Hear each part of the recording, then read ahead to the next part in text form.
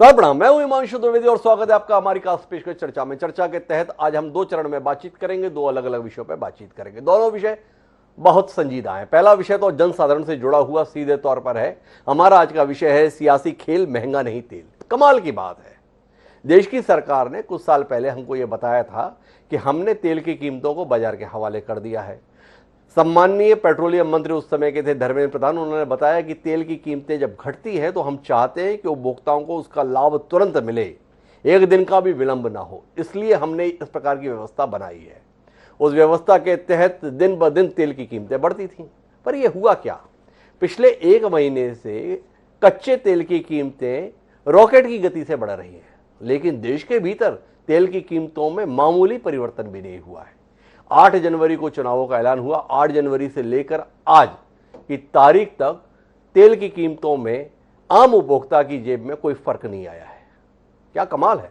इस कमाल पर ही हम बात करेंगे। दूसरे चरण में हमारी बातचीत जो है अंडरवर्ल्ड की तलाशी या लड़ाई सियासी पर होगी।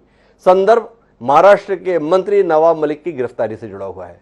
लेकिन पहले चरण में हमारी बातचीत के केंद्र में सियासी खेल, महंगा नहीं तेल है। 3 खास मेहमान हमारे साथ इस आम आदमी से जुड़े हुए विषय पर चर्चा के लिए मौजूद हैं। उनसे आपका परिचय कराएं और इस संजीदा और दिलचस्प विषय पर कुछ बातचीत करें।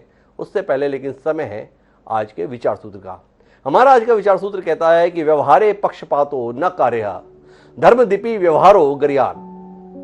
अर्थात व्यवहार में पक्षपात नहीं करना चाहिए। व्यवहार धर्म से भी महत्वपूर्ण है। चाणक्य सूत्र के अंतर्गत यह ज्ञान हमें प्राप्त हुआ। लेकिन क्या इस देश में जो सत्ता संभालते हैं उन लोगों को यह विचार भाता नहीं या समझ आता नहीं? इस पर आप विचार करें और इसी की रोशनी में हम अपनी चर्चा को आगे बढ़ाते हैं। हमारे साथ इस चर्चा का हिस्सा बनने के लिए 3 खास मेहमान जुड़ रहे हैं। हमारे साथ रतनलाल कटारिया जी हैं, पूर्व केंद्रीय मंत्री हैं, भारतीय जनता पार्टी के वरिष्ठ नेता हैं, सांसद हैं। हमारे साथ अतुल लोंडे पाटिल जी हैं, प्रवक्ता हैं ऑल इंडिया कांग्रेस कमेटी के, और साथ ही देश के जाने माने अर्थशास्त्री डॉक्टर सारथी आचार्य जी भी हमारे साथ हैं। आप तीनों का स्वागत है। चर्चा की शुरुआत अतुल लोंडे पाटिल जी से ही करते हैं और उनसे ही समझने की कोशिश करते हैं। क्या आप वर्तमान केंद्र सरकार की इस उदारता पर न्यौछावर नहीं हो रहे अतुल लोंडे जी? क्या आपको नहीं लगता है कि कितनी लोकप्रिय, जनता के प्रति संवेदनशील सरकार है? जिस समय चुनावों की घोषणा हुई थी, कच्चे तेल की कीमत तकरीबन $80 प्रति बैरल थी। आज कीमत $100 प्रति बैरल पे भी पहुंच गई है। लेकिन मजाल है, 1 रुपया तो छोड़िए, आम जनता की जेब पर 1 पैसे का बोझ भी पड़ा हो। क्या सरकार के इस उदारवादी रवैये से आप अभिभूत नहीं हैं? क्या आप नहीं चाहेंगे इस कार्यक्रम के माध्यम से सरकार की इस जनहितकारी फैसले का अभिनंदन करें? आपकी प्रतिक्रिया। हिमांशु जी, मैं तो बहुत खुश होऊंगा कि 11 मार्च से 15 मार्च के बीच ये उदारता कायम रहे तो इसे उदारता कहा जा सकता है जी। आपने अभी बहुत अच्छे विचार रखे कि व्यवहार जो है वो धर्म से बड़ा होता है जी। पक्षपाती नहीं होना चाहिए जी। तो एक कहावत हमारे शास्त्रों में ये भी है जी। कि जब हमारे अच्छा समय जब होता है तभी हमने बुरे समय के लिए अपनी योजनाएं बना लेनी चाहिए। जी। अब इसमें देखो, पहले हमने तो प्राइसेस जो है मार्केट से ओपन कर दी थी, मार्केट से जोड़ दी थी, एड वैलोरम कर दी थी। फिर इन्होंने डायनामिक्स लाया उसमें कि हर दिन हम देखेंगे प्राइसेस ज्यादा होते हैं। तो जब प्राइसेस नीचे आई, $18 तक नीचे आई, एक दिन तो $0 तक चली गई थी, क्योंकि ऑयल तो लेने वाला कोई नहीं था बाजार में और एक्सट्रैक्ट तो करना पड़ता, पाइपलाइन मेंटेनेंस के लिए छोड़ नहीं सकते आप। तो यहां तक नीचे आने के बावजूद इन्होंने एक्साइज लगाया। चलो ठीक है, माना आपने एक्साइज लगा तो उन्होंने ऑयल पूल अकाउंट नहीं बनाया। सबसे पहली बात कि ऑयल पूल अकाउंट, अगर जब ऑयल के प्राइसेस बढ़ते हैं तो कंज्यूमर को और मार्केट एबरेशंस जो होते हैं, डिफ्लेक्शंस जो मार्केट में आते हैं, उसको कंट्रोल करने की व्यवस्था नहीं की। फिर भंडारण की बात, भंडारण के बारे में जब वो 2012 में थे, 13 में थे नरेंद्र मोदी जी, तो बहुत अच्छे थे, काफी भंडारण की बात करते थे। 6 महीने का भंडारण होना चाहिए, वो बफर स्टॉक होना चाहिए सारा, लेकिन अभी तक 1 हफ्ते का भी ढंग से जो है वो भंडारण हमारे यहाँ हो नहीं पाता है। तो आज तारीख ऐसी है, आज की प्रॉब्लम ये है कि जब चुनाव आते हैं तो गवर्नमेंट का कंट्रोल आ जाता है। जैसे ही चुनाव निकल जाते हैं तो गवर्नमेंट इतनी मजबूर हो जाती है, भाजपा सरकार इतनी मजबूर हो जाती है कि वो कुछ कर नहीं पाती है। तो जो 25 लाख करोड़ रुपया लोगों से निकाला है उसे कहाँ डाला है, क्योंकि फिगर्स तो इनकी सही होती नहीं है, अंदाजा नहीं लगा पाते हैं। इन्होंने बताया था फॉरेन इसमें कैपेक्स में हम कैपिटल एक्सपेंडिचर जो है वो 7,35,000 करोड़ का कर दिया है, लेकिन जब वास्तविकता में देखने गए तो पिछले साल से भी कम निकला है। तो आंकड़े सही न होना, इतनी बड़ी रिलीफ जो मिली थी जिससे हम और 5 साल पुल ऑन कर सकते थे, अगर सही मायने में अगर हम वो प्लानिंग करते, तो प्लानिंग नहीं होने की वजह से इकोनॉमिकली डिरेल हो चुकी है इंडिया। भारत की अर्थ रेल जो है, आर्थिक रेल, वो डिरेल हो चुकी है। और आज इनके सामने कोई चुनाव के अलावा दूसरी कोई बात नहीं है जिसका ये प्रबंधन करते हो, एक ही प्रबंधन नहीं है। मैं रतनलाल कटारिया जी के पास आना चाहता हूं। बहुत अनुभवी राजनेता है, केंद्रीय मंत्री भी रहे हैं, कई बार के सांसद हैं। लोंढे साहब ने बड़ी महत्वपूर्ण बात कही कटारिया साहब, आपकी मजबूत सरकार के संदर्भ में, कि आपके हाथ में नियंत्रण तभी रहता है जब चुनाव होते हैं, चुनाव के बाद आपके हाथ में नियंत्रण नहीं रहता। क्या कहना चाहेंगे आप इस पर, कोई टिप्पणी करना चाहेंगे? हमारे हाथ में जब चुनाव होता है तब भी नियंत्रण होता है, उसके बाद भी नियंत्रण होता है। और आज आप सारे विश्व की स्थिति को देख लें, भारत की जो आर्थिक स्थिति है, भारत की जो आर्थिक व्यवस्था है, वो सारे वर्ल्ड में सबसे तेज गति की अर्थव्यवस्था बनी हुई है। और 2 साल के कोरोना महामारी के संकट का सामना करने के बावजूद भारत एक बहुत ही मजबूत स्थिति के अंदर खड़ा है। और अभी जो आर्थिक सर्वे आया है 2020-21 का, उसमें स्पष्ट तौर पर ये जो दर्शाया गया है कि भारत 9.2% विकास दर के साथ आगे बढ़ रहा है।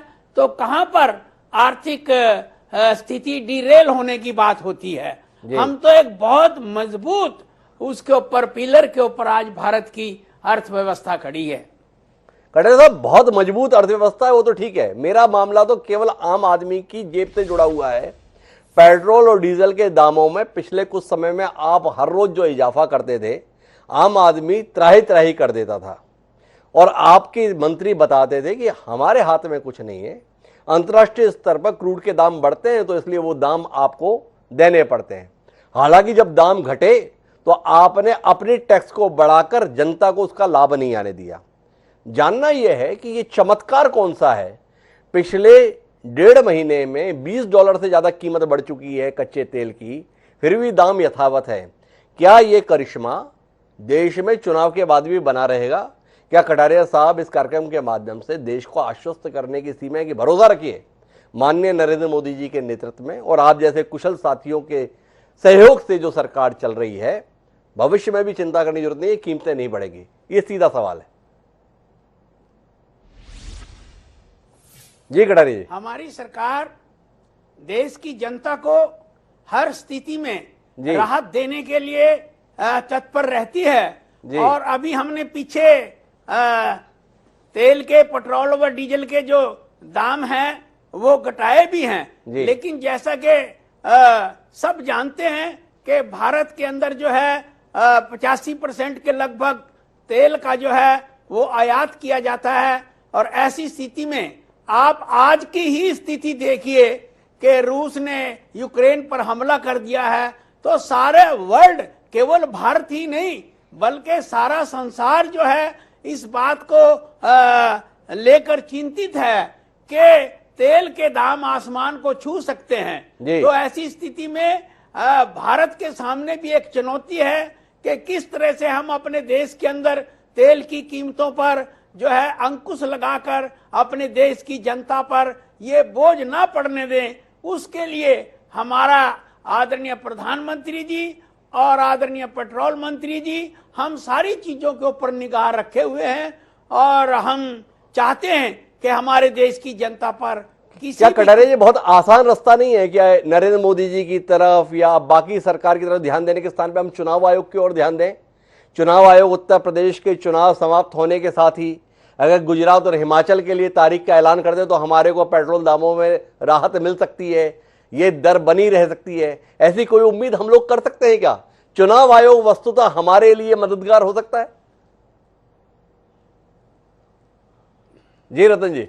देखिए, ये चुनाव से जुड़ा हुआ मुद्दा नहीं है, ये सारे देश की जनता से जुड़ा हुआ मुद्दा है। ये केवल ये बात नहीं है कि उस राज्य में चुनाव हो रहे हैं तो वहां राहत दे दो, उस राज्य में चुनाव हो रहे हैं तो वहां राहत दे दो। हमारी सरकार तो आम आदमी की सरकार है, गरीब के प्रति समर्पित है, और मोदी जी की जितनी भी नीतियां हैं, जितनी भी योजनाएं हैं, उन सब का दरवाजा जो है वो गरीब के द्वार पर जाकर खुलता है। हमारा तो सिर्फ एक ही मात्र लक्ष्य है, वो देश की जनता को रिलीफ पहुंचाना। देश की जनता को रिलीफ मिले, ये कटारे जी का कहना है। मेरे साथ में डॉक्टर सारथी आचार्य जी हैं, मैं उनसे ही इस चमत्कार का कारण पूछ लेता हूं। कच्चे तेल की कीमत में बेतहाशा इजाफा हो रहा है, सरकार ने टैक्स की दरें घटाई नहीं है, एक्साइज ड्यूटी घटाई नहीं है, फिर भी तेल की कीमतें देश में बढ़ नहीं रही हैं। ये चमत्कार कैसे हो पाता है? अर्थशास्त्री होने के नाते डॉक्टर सारथी आचार्य जी, आपसे जानने में मेरी दिलचस्पी है। हालांकि अतुल जी हस्तक्षेप कर जा रहे हैं, पर अतुल जी मुझे थोड़ा सा समय दे, सारथी जी से थोड़ा ज्ञान की बात हो जाए, फिर आपके पास आता हूं राजनीतिक बात करने के लिए। जी सारथी जी।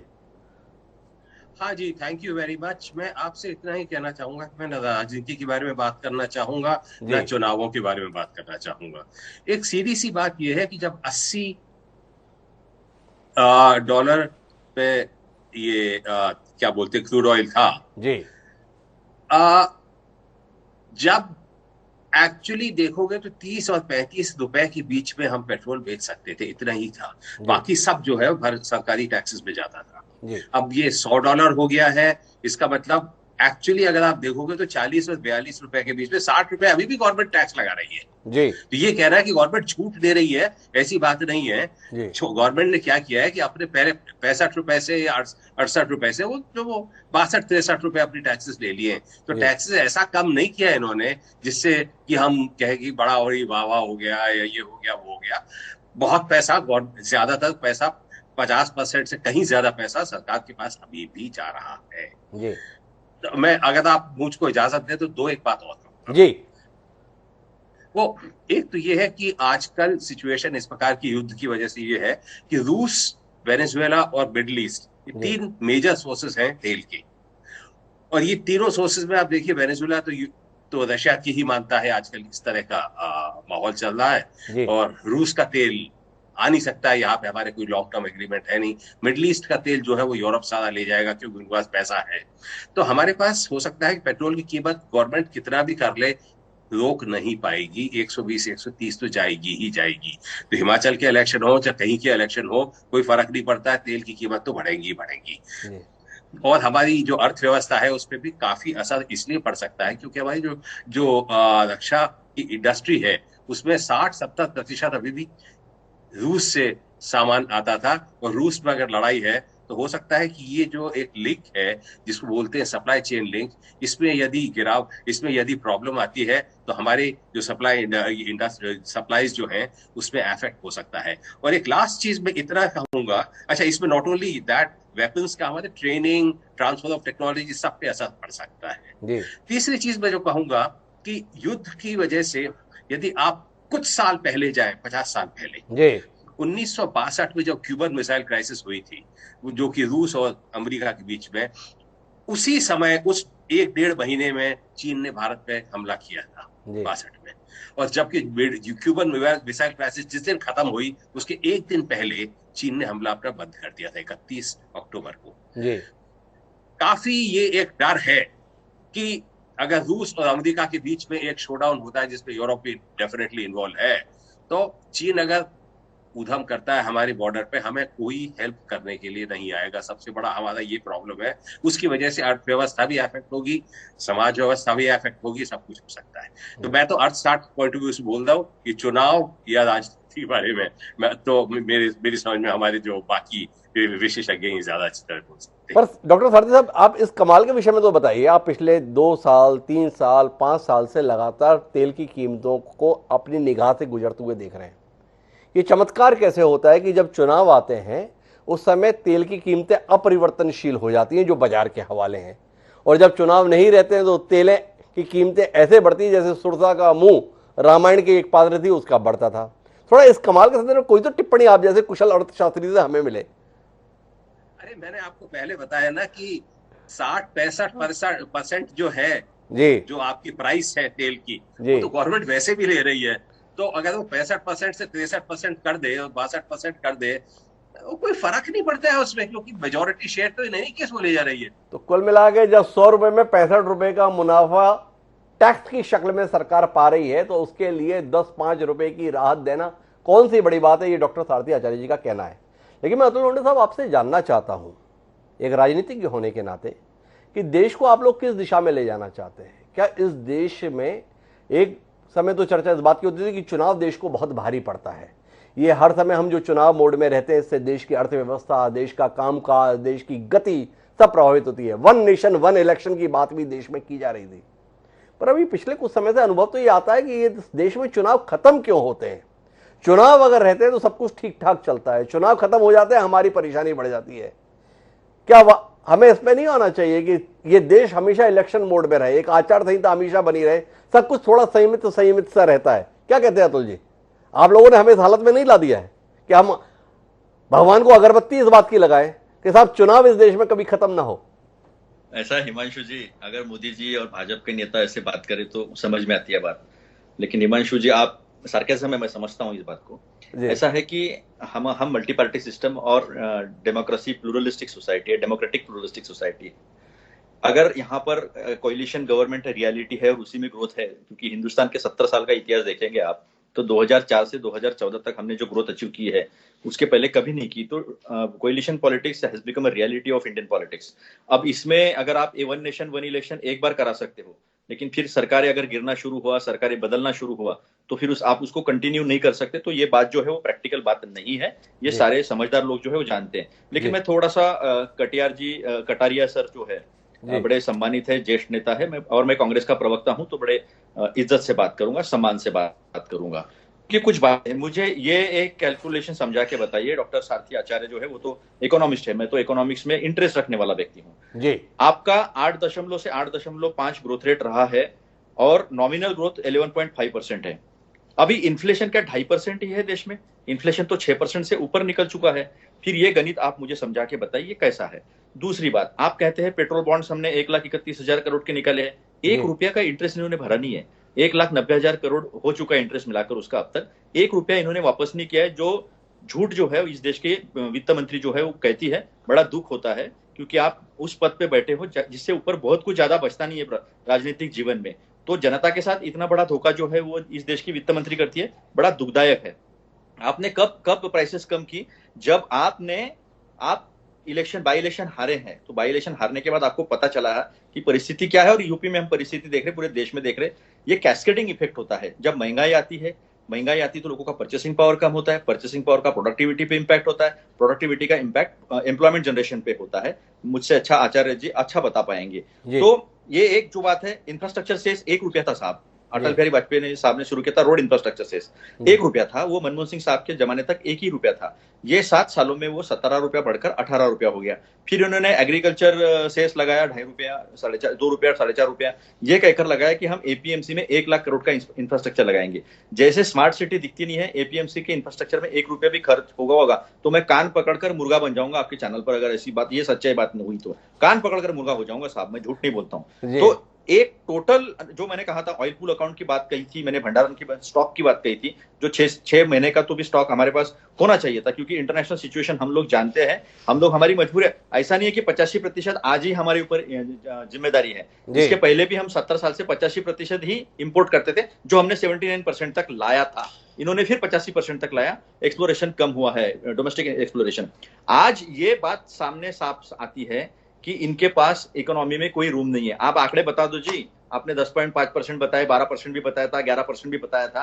आज अनऑर्गेनाइज और ऑर्गेनाइज सेक्टर की बेरोजगारी देखिएगा तो आप आंकड़ों में उसको आंक नहीं सकते हैं। प्रोफेसर अरुण कुमार जो है उनको सुन लीजिए, इज गुड इकोनॉमिस्ट। सीएमआई के आंकड़े, उसमें अगर अनऑर्गेनाइज सेक्टर की बेकारी आप मान लोगे, और जिस तरह से मनरेगा को 98,000 करोड़ से उतार कर 73,000 करोड़ तक उन्होंने जो लाया है, उसका पैसा प्रोविजन जो कम किया प्रावधान, उसका क्या इंपैक्ट आने वाले दिनों में होने वाला है, ये भगवान जाने। कई सारे तथ्य जो है अतुल लोंढे पाटिल साहब ने हमारे सामने रख दिए। अर्थव्यवस्था किस खतरनाक मोड़ पर है उसे आंकड़ों की शक्ल में साबित कर रहे हैं अतुल लोंढे जी। लेकिन मैं आंकड़ों के मकड़े जाल में इस कार्यक्रम को नहीं उलझाना चाहता। मैं तो मोटी बात केवल इतना समझना चाहता हूं और उस दर्शकों को समझाना चाहता हूं, और वो रतनलाल कटारिया जी से बेहतर कौन समझाएगा कि कटारिया साहब, आपकी पार्टी यह बताती है कि आपके लिए तो देश प्रथम है, देश के लोग प्रथम है, पर आपके आचरण से ऐसा लगता है कि आपके लिए केवल वोट प्रथम है। चुनाव में वोट चाहिए तो इसलिए तेल की कीमतें नहीं बढ़ेगी। अतुल लोंढे साहब बता रहे हैं, आपने जो राहत का उल्लेख कर रहे थे, जो आपने टैक्स की ड्यूटी घटाई थी, कब घटाई थी? जब उपचुनाव में हार आपके सामने आई। हिमाचल के मुख्यमंत्री ने सीधे तौर पर तेल की कीमतों को 4 विधानसभा और 1 लोकसभा की हार के लिए जिम्मेदार ठहरा दिया। आपने कीमतें घटा दी। लोग डर रहे हैं 10 मार्च को लेकर। 10 मार्च को परिणाम आ जाएंगे, 11 मार्च से तेल के दाम फिर से बढ़ने शुरू हो जाएंगे। आप जैसा जिम्मेदार राजनेता कि हम लोगों को ये हौसला दे सकता है, ये आश्वासन दे सकता है कि 10 मार्च के बाद की भी चिंता मत करो, तेल की कीमतों पर काबू रहेगा, नियंत्रण रहेगा, दाम वैसे ही स्थिर बने रहेंगे जैसे पिछले 2 महीने से। क्या कहते हैं कटारिया साहब, कुछ उम्मीद रखें आपसे? देखिए, हमारी सरकार तेल की कीमतों को भी स्थिर रखने के लिए दृढ़ संकल्पित है जी। और हर दृष्टि से जो सरकार की कारगुजारी चल रही है, आप देखिए कि आज अमेरिका और चाइना के बाद हमारे जो 60,000 स्टार्टअप शुरू हुए जी, उसमें हमारे नौजवानों ने ऐसी ऐसी कंपनियां देश के अंदर खड़ा कर ली हैं 1 साल के अंदर, कि आज हमारे देश में 70 यूनिकॉर्न्स जो है वो बन गए हैं। तो ये दर्शाता है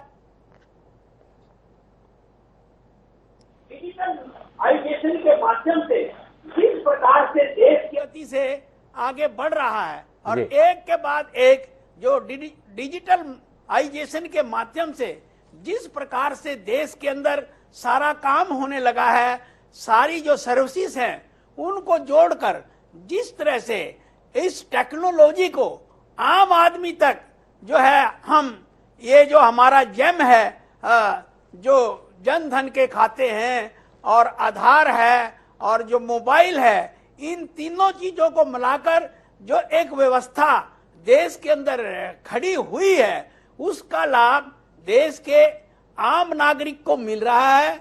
और आने वाले समय में आप देखेंगे कि जो देश के अंदर एक एक पैसा जनता से टैक्स के रूप में एकत्रित किया जाता है, आखिर 3 करोड़ मकान लोगों को बनाकर दे दिए जिनके पास एक अपना मकान भी नहीं था। 9 करोड़ लोगों को उज्ज्वला के अंतर्गत जो है वो एलपीजी गैस के जो है वो कनेक्शन दे दिए गए, और सारे देश के अंदर आज एक भी घर ऐसा नहीं बचा है जिसके घर में अपनी रोशनी ना हो। और आप देखिए यूपीए के शासनकाल में जो पॉलिसी पैरालाइसिस हुआ था, उसके परिणाम स्वरूप आज जो है महंगाई की बात हो रही है, लेकिन यूपीए के 10 वर्ष के शासनकाल में एक दिन के लिए भी जो कीमतें हैं वो डबल डिजिट से नीचे नहीं आई। और सारे देश ने उस समय जिस तरह से जो त्राही त्राही का भ्रष्टाचार देखा है, उसे सारे भारत की जनता जानती है। और आज इस प्रकार की जो बातें, साहब हम तो बेहद अभिभूत हैं आपकी सरकार की दक्षता से, कार्यकुशलता से, पारदर्शिता से, ईमानदारी से, लेकिन आप उस मुद्दे पर एक टिप्पणी भी नहीं कर रहे। हमने तो केवल इतना जानना चाहा कि ये जो चुनाव चल रहे हैं साहब, ये 10 मार्च को खत्म हो जाएंगे परिणाम की शक्ल में। हम डरे हुए हैं, सहमे हुए हैं, ठिठके हुए हैं इस भय से कि 11 तारीख से तेल की कीमतें कहां जाके आसमान को छुएंगी। आप जैसा वरिष्ठ राजनीतिज्ञ, वरिष्ठ सांसद, पूर्व केंद्रीय मंत्री, भाजपा का प्रमुख चेहरा हमारे कार्यक्रम में है, क्या कटारिया साहब अपनी सरकार की दक्षता और मंशा के तहत हमें आश्वस्त कर सकते हैं? निश्चिंत रहो, कोई चिंता करने की बात नहीं है, 11 मार्च से भी तेल की कीमतें नहीं बढ़ेंगी, मजे करो। मैं ये कहना चाहता हूं कि तेल की कीमतों का मैं ये कहना चाहता हूं कि तेल की कीमतों का जो है वो चुनाव से कोई लेना देना नहीं है। ये सारा फाइनेंशियल मैनेजमेंट का एक मुद्दा है कि हम समग्र देश की जो सारी व्यवस्थाएं चलती हैं जिसमें तेल का प्रबंधन भी एक बहुत ही महत्वपूर्ण स्थान रखता है और आने वाले समय में भी तेल को लेकर देश के समक्ष। तो कटारे साहब, मैं उसी कमाल को तो समझना चाहता हूं जो आप अपने प्रबंधन की कला बता रहे हैं। चुनाव से कोई संबंध नहीं तेल की कीमत का, मैं भी इत्तेफाक रखता हूं, पर ये कमाल क्या है, पिछले 2 महीने से तेल की कीमत 1 पैसे भी ऊपर नीचे नहीं हुई। ये सरकार दिखाएगी, ये इतना ही तो सवाल है। आप बोलिए ना कि हाँ दिखाएगी या नहीं दिखा पाएगी। ये कटारे साहब, देखिए मैं तो ये कहना चाहता हूं कि हम आह भी भरते हैं तो हो जाते हैं बदनाम, वो कत्ल भी कर दें तो चर्चा नहीं होती। यूपीए के शासनकाल में जो तेल की कीमतें आसमान को छू रही थी, अगर आज हम जनता को राहत दे रहे हैं और इस प्रकार की मैनेजमेंट के अंदर हमारी सरकार लगी है कि चाहे परिस्थितियां कुछ भी हों, जनता के ऊपर कोई बोझ ना पड़े, तो उसके आपको रिजल्ट भी देखने को मिलेंगे। तो रिजल्ट देखने को मिलेंगे। खाम में बदनाम करते हैं हम लोग। डॉक्टर सारथी आचार्य जी, इत्तेफाक रखते हैं आप? मैं तो ये कहूंगा कि जी जरूर बढ़ेंगे, क्योंकि एक सीधा सा सवाल है, कटारिया साहब हो चाहे कोई सरकार में हो, पैसा कहां से आएगा? जी पैसा तो जनता की जेब से ही आएगा, बिकॉज सरकार के पास इतना पैसा नहीं है। जी आप डेफिसिट फिगर्स देखोगे तो डेफिसिट फिगर्स काफी ज्यादा है और गवर्नमेंट आवाज बर्दाश्त करने के लिए तैयार नहीं है। और जितना भी आपके पास तो आचार्य साहब, आप इस बात से नाखुश नहीं है, इस बात से नाराज नहीं है, इस बात से गुस्सा नहीं है कि एक चुनाव में वोट पाने की खातिर आप देश की अर्थव्यवस्था को दांव पर लगा देते हैं? अगर आपको लगता है कि पैसा कहां से आएगा, तो ये पैसा आने का सवाल तो आज भी है, जनवरी महीने में भी था। अगर पैसे की आवक और देश की गति बनाए रखना इतना जरूरी है, तो जब तक चुनाव है तब तक तेल की कीमतें मत बढ़ाओ और बाद में बढ़ा दो। क्या इस दृष्टिकोण के प्रति आपकी कोई नाराजगी नहीं, आपकी ना इत्तेफाकी नहीं आचार्य जी? नहीं, एक मिनट सुनिए साहब, आप बोरो कर सकते हैं रिजर्व बैंक से और उसको वापस कर सकते हैं। शॉर्ट टर्म एग्रीमेंट्स हो सकते हैं, 2-3 महीने के लिए आप पोस्टपोन कर सकते हैं अपना बोरोइंग एंड डेफिसिट से, कि भाई देखिए किसी और सेक्टर में 2 महीने के लिए पैसा मत दो, इधर दे दो, इंक्रीमेंट्स मत दो, इतना रुपया बच जाएगा, इतने करोड़ इससे आप तेल के लिए लगा दो। इन एनी केस आपको अगर 65 रुपए मिल रहे हैं पर लीटर, आप उसमें 62 कर दोगे तो कोई इतना फर्क नहीं पड़ेगा। लेकिन मेरा यह कहना है कि पैसा गवर्नमेंट के पास इस वक्त नहीं है। डिसइन्वेस्टमेंट फिगर्स इन्होंने डाउन कर दिए 1 लाख करोड़ से 67,000 करोड़। दैट मींस आगे वाले साल में भी डिसइन्वेस्टमेंट से पैसा नहीं आएगा। टैक्स रेट्स ज्यादा बढ़ी नहीं है, उतनी ही है। जीएसटी रेट्स का देखिए भगवान जाने क्या होने वाला है। लेकिन मजबूत करने की है तो चुनाव में मतों के लाभ हानि के गणित के आधार पर नीतियां नहीं होनी चाहिए। तेल की कीमतों के संदर्भ में एक पारदर्शिता आनी चाहिए। देश को सच जानना चाहिए कि उसे क्या कीमत चुकाना देश हित में है। चुनाव के संदर्भ आए तो कीमतें कुछ रहें और चुनाव चले जाए तो कीमतें कुछ हो जाएं, और जब चुनाव चले जाए तब बताया जाए कि देश के लिए ऐसा बहुत जरूरी है और चुनाव के समय पर दल के लिए कीमतें बड़ी जरूरी हैं।